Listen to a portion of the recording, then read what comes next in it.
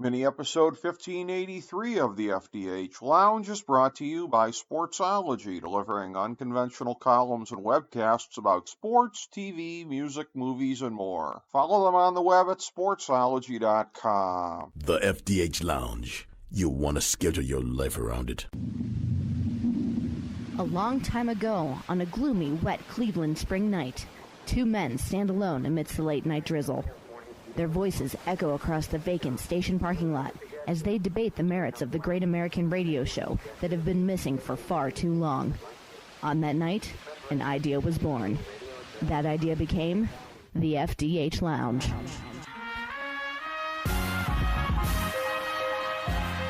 Welcome to the FDH Lounge. Hello, everyone. Welcome to FDH Lounge Mini Episode 1583. This is FDH Managing Partner Rick Morris with you, and one of our favorite FDH Lounge dignitaries is on today to talk hockey.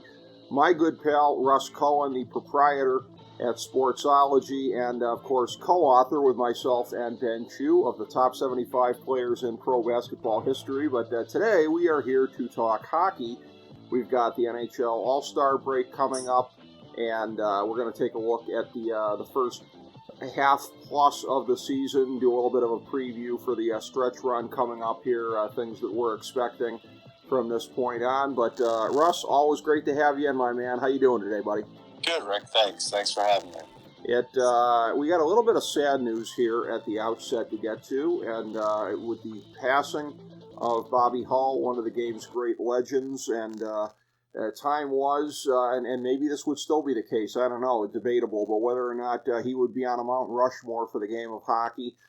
Certainly a very notable figure for everything that he did on the ice, and arguably the greatest off-ice story in the history of hockey in terms of helping to legitimize the WHA. I know that's actually, Chris Jericho has made that comparison in recent years about him being the the Bobby Hull of pro wrestling, with going to AEW and pumping up the salaries and everything like that, because as he pointed out, his dad, Ted Irvine, got to make more money. Everybody made more money in the aftermath of what Bobby Hull did, breaking up what was then essentially a monopoly as far as top-level hockey. But on ice, off ice, hugely important. Yeah, so, obviously a mixed bag, because off ice, sure, he had issues, and issues that are deplorable. So I'm not going to ignore those. As far as a player, he would be on Mount Rushmore, but as far as the NHL sees it, which I totally understand, he wouldn't be allowed to be on it, because it's just one of those things. The optics, you can't do it. So there's that. I saw Bobby Hull play when I was a kid. I would say somewhere in the 70s. Mm-hmm. I know 72 is sort of when I got in the game, but I had Bobby Hull hockey at home, like we all did back then. And the thing about Bobby Hull that was amazing, I brought this up, is, for one thing, he had great strength. He wasn't like a brute like Gordy, but he was probably close to being as strong as Gordy without being as big. Sure. So there's that. He used hay bales to work out with, and that's not to work out with. That was like his thing to work out, but he was working on the farm. So like that, and that was common for those days. I mean, I had spoken to hockey players that worked in like the coal mines, that worked farms, sod farms, all those things, and you get great strength out of that over time. So he didn't go to like any kind of fancy Gold's Gym or anything. He went and did that. So there was that. Then there was also the fact that he was a really fast skater. Mm-hmm. And so back in the day, Popular Mechanics had theorized from mathematics and watching him and doing other things, not actually measuring him, that he skated somewhere around 29.7 miles per hour, something like that. I had the numbers earlier, but if I'm a little off, you'll have to deal with it. And so, like today, Connor McDavid skates around 25.4, like at his top speed. And we had Kevin Allen on the show, who, has been around even longer than me. And so when I said to him, I said, my theory is being that, the measurements probably are a little off for those days, and he didn't have as good a skates, clearly, as McDavid would have now. You take it all into account, and I would put Bobby Hull into that class of speed. He might not be as fast as McDavid, but he's right there. And Kevin Allen agreed. He thought that was the case. So, you got to remember, a guy back then with that kind of speed, that kind of shot, deadly. That is incredible. It really is. That he could be measured at that kind of a point that would even pop a little bit more so than some of the guys today, like you said. That is really incredible. Even if the radar gun may not have been fully accurate or anything it's like not even a radar gun. They were using, probably a slide rule and doing what they did like with NASA, but with him. They didn't even use the radar gun with him, apparently. That's what Kevin said. Oh, okay. Yeah. It was, I was going to say, maybe like Michael Scott on The Office, where he's like running past a car going down the street and they try and manually calculate it. But, be that as it may, that is really incredible what he was able to do. And, an incredible career. And somebody where, like you said, because of some of the subsequent off-ice stuff in later years, I think the league is going to be treading carefully on how much he is kind of venerated coming out of that, and probably justifiably so. But in looking at the stretch run here for the NHL, we have up on the main page at fantasydrafthelp.com our 2023 FDH NHL stretch run breakdown, and I'm going to be referring to that from time to time as we go through, looking at the different divisions here, just kind of seeing what's up with how they all shake out, and starting as we generally do with the Atlantic Division. This is one where you could look at it and you could say that there would be a decent degree of surprise vis-a-vis Buffalo being up a little bit more than people might have expected, Florida being down a little more than some people might have expected, albeit Florida is squarely in the playoff picture right now and clearly has the talent where they should be in no matter what. But the one thing that, again, I think if anybody said this at the beginning of the year, they were lying, because I wasn't picking up on this anywhere. Boston being far and away the best team in the league at this point, and by the way, the metrics on our stretch run breakdown show it. First in the league, not just in our power rankings, but SRS, penalty kill percentage, save percentage, goals against, and top 5 in everything except for the Fenwick 4 percentage, which is 6th. So just an unbelievable historic run that they have been on to this point in the season. And again, at a point in time when it looked like maybe the best years of the run that they had been on might have been behind them. I certainly thought so. I had them as a borderline playoff team coming into the year. Yeah, so 2 years ago I picked them out. That didn't happen. This year I did pick them in. That is going to happen. No, I did not pick them to be the best team in the league or even close to it. So I just knew they'd be improved because they had Krejci back. The biggest thing that they did that nobody else has is when they added Hampus Lindholm. Yeah. So they added another number one, and then I knew McAvoy would probably come back ahead of schedule because that's the way McAvoy is. So I'm like, they're going to have Lindholm to cover, and then when they have both of them in there, that's going to be really formidable. Like, there's very few teams in this era that have two guys like that. Early in the 90s, the Rangers had Leach and Zubov, two Hall of Fame defensemen. Now, this isn't two Hall of Famers, but Lindholm is a hell of a defenseman. So that was the thing that I knew was a big advantage for them, and it's a big advantage for them going into the playoffs too. It definitely is, and defensive identity has been key to them this entire decade-plus run that they have been on. And again, let me gravy train a little bit here as I bring up another possible combo we could be talking about. Lidstrom and Konstantinov. You knew I was going to go there. But Boston is, again, just really, really dominant at this point. It just seems like they could go on cruise control probably to win the division at this point. As we are taping this, an 11-point lead in the Atlantic. Toronto and Tampa Bay right there, looking like they could be squaring up for another memorable first-round showdown. And then Buffalo, Florida kind of battling. My Red Wings... Well, hold on. You're saying memorable.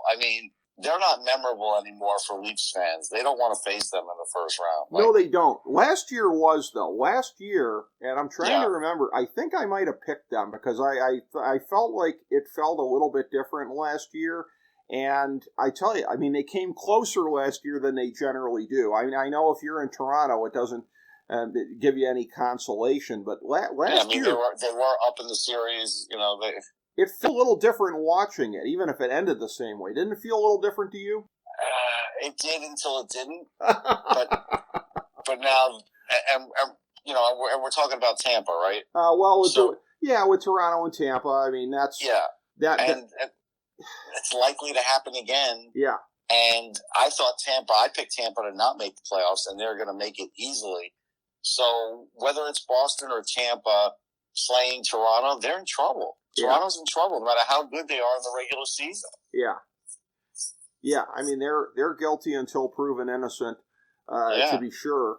And that's something that they're going to have to face. But it looks like all three of them are going to be comfortably above having to get one of the two wild card spots in the East. You've got, again, Buffalo, Florida, my Red Wings way at the periphery of it, barely sort of there for one of the two spots. But they're not going to be there. Mathematically plausible, but no, I agree with you. Not going to be there in the end.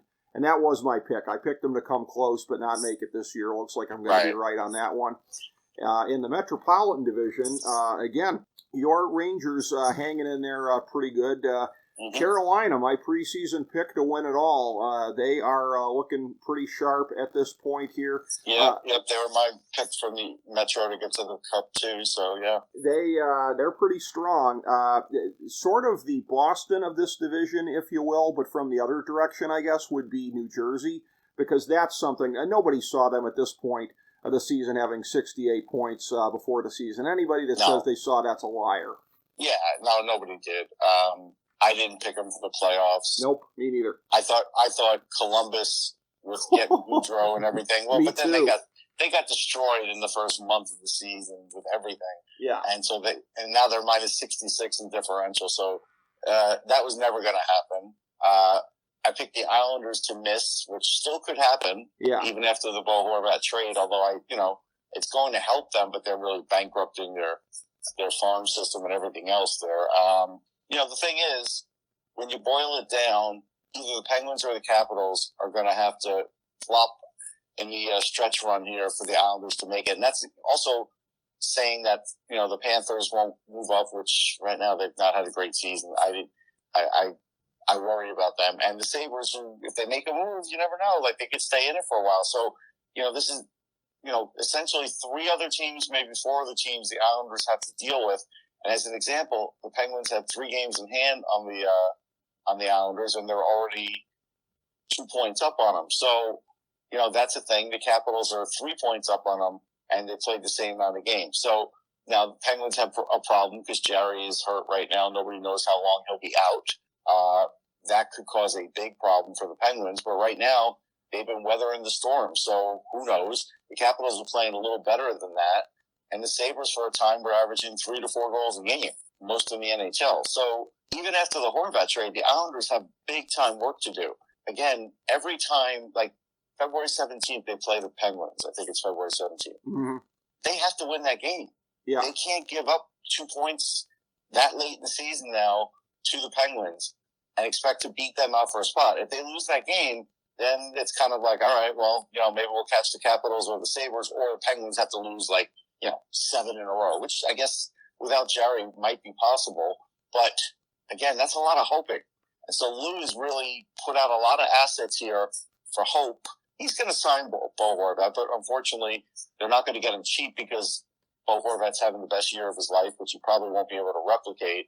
And they're going to end up paying him more money than he's worth, the same as J.G. Pageau, who's a good player, but again, he's getting way overpaid. That's what happens in these trades. Yes, you get to keep the guy for all the bounty that you gave up so you can justify it, but the problem is you've got to pay that guy top of the market value or he's going UFA. Yeah, so, exactly. That's where you lose on the cap side, and they already have cap trouble. Yeah, it's just going to exacerbate the cap issues. You're right about that.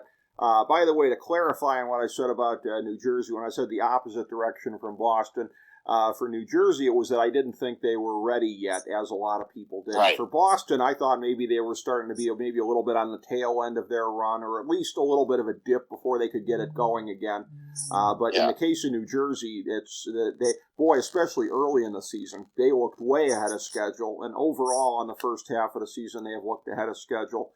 As far as I'm worried about New Jersey's goaltending, and I'm still not in love with it. But, somebody who I take great pride in the fact that he's doing great is Jack Hughes, because for a year and a half, people were killing me that, what did you see in him? Are you sure he's actually good? Could he be a bust? And I kept telling everybody to chill out.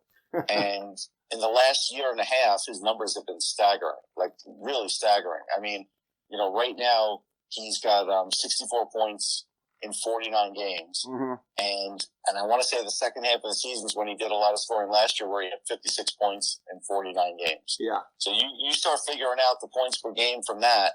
It's pretty unbelievable. And then all of a sudden, nobody worries about his build or his height anymore. That's gone away. Exactly. And for all the stuff about Hughes, as somebody who long touted Justin Fields, I feel you on that one. Sometimes it takes a while to be vindicated in your opinions on things. But as far as it goes with Jerry, this is kind of a random thing. But I just happened to be wearing my Red Wings gear into Walmart the other day, and the clerk behind the counter is chatting with me. And I'm not really much of a hockey fan, but if I was, I'd be a Penguins fan because I like the Steelers. And he goes, I think the thing with the Penguins is they need to get a taller goalie. And I just was like, no, that couldn't hurt. So just thought you'd be interested to know what the man on the street is saying about the Pittsburgh goaltending situation. I think the man on the street needs to stay on the street. I appreciate the fact that he likes hockey, but beyond that, that's all right. I'm trying to be polite. I'm like, yeah, it couldn't hurt if he was a little taller. That was a little amusing interaction. But in the Central Division, interesting to see at the top here, albeit narrowly over Winnipeg, but really two surprise teams if you look at it. I was going to say Dallas, a little bit of a surprise being at the top, but then Winnipeg as well. And they're a team that, again, I really haven't given up on. I was very high on them a couple of years ago, and again, they're having a nice bounce-back season here.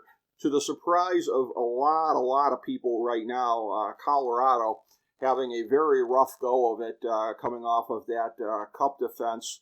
Still, going to make the playoffs clearly, and probably won't have to resort to a wild card to do so either. They're right on Minnesota's heels in the division. St. Louis is looking a little long in the tooth here at this point. Arizona and Chicago are what they are. So, and then Nashville's kind of like right in the middle there. So the Central, as always, is very interesting. There's never a year when the Central isn't interesting. True.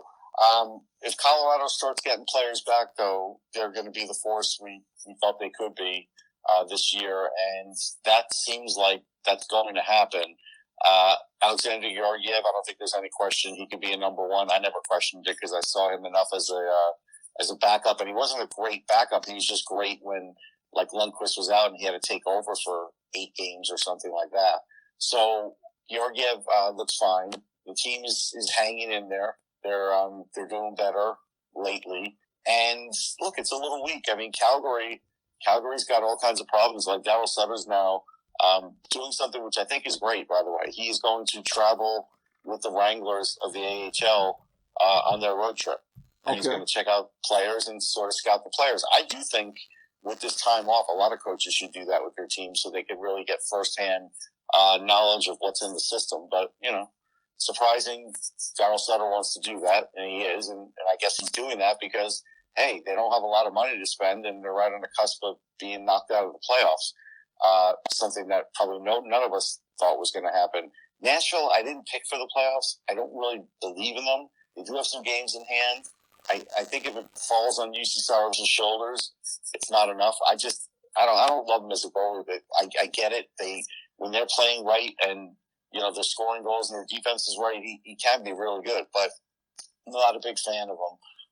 St. Louis, look, they proved us all wrong before, so I can't count them dead.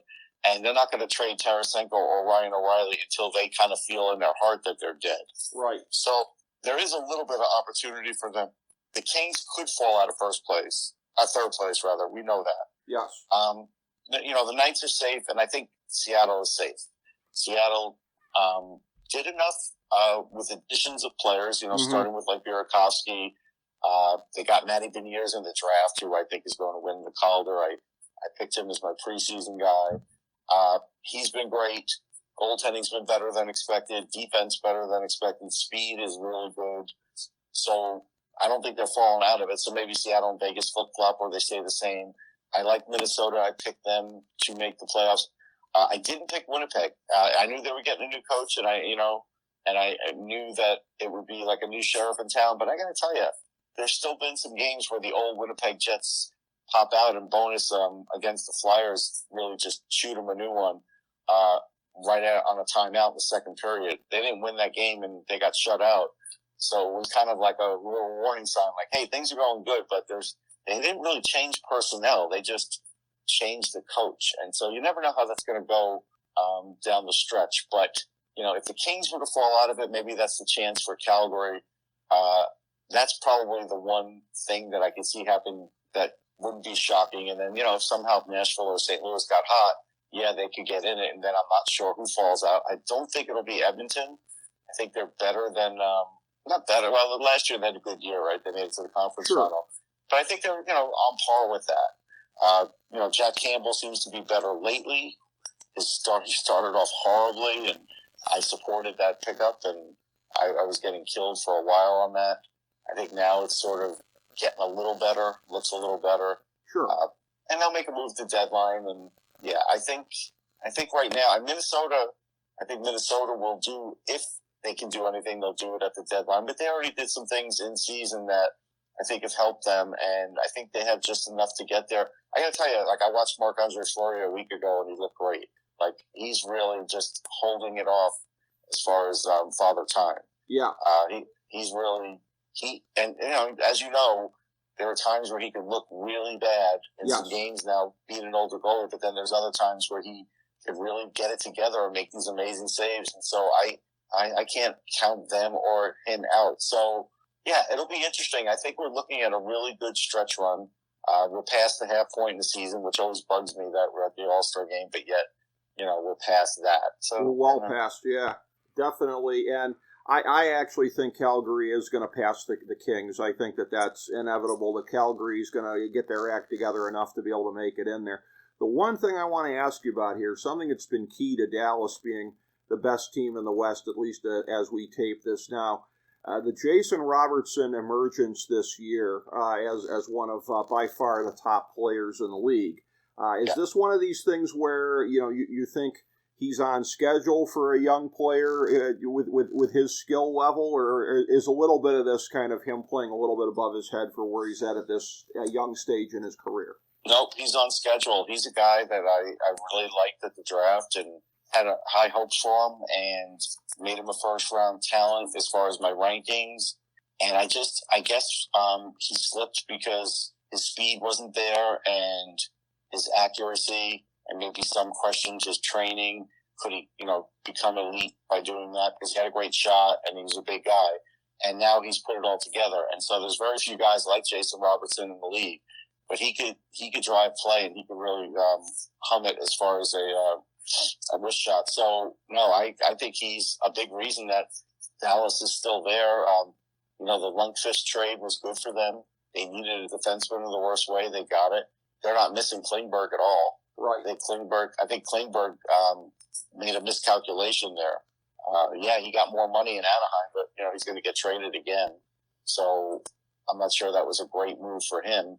So, yeah, I think, Dallas is always this weird team. I don't think they're as big a threat as maybe their record says they should be. I love Jake Ottinger. I still don't love the defense core, though, as far as playing actual defense. Right. And, Jamie Benz had a resurgence, and Sagan's actually pretty good still. Yeah. Even after double hip surgery, he's got it back.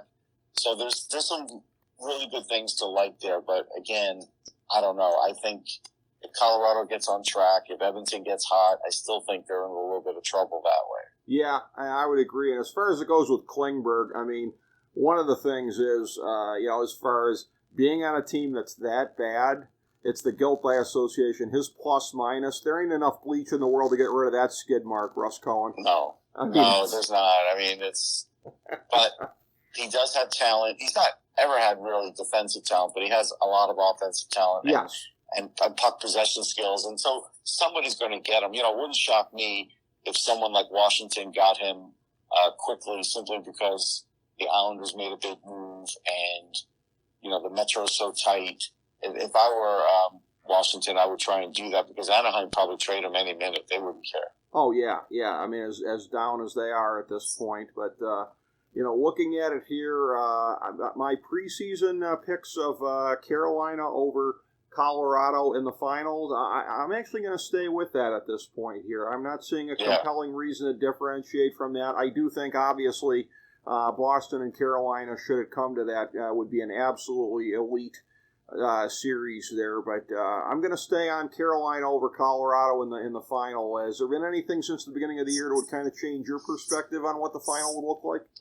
No, I think, Carolina still, you look at them and say, I know they probably need a little more scoring, and I have reported they were in on that, but they, obviously don't want to give up as much. They're going to get somebody to help with that, but I think the Brent Burns signing was massive for them, and I wrote something on Sportsology. I had a chance to interview Burns during the summer, and I could tell that this was going to be like a new life for him since he was playing on a stagnant team in San Jose, and it really has added another element to their blue line, and especially just from a physical, skating, a little bit of an offensive threat potential that, they didn't have in a lot of their defensemen. So I think that's helped them a lot. Right.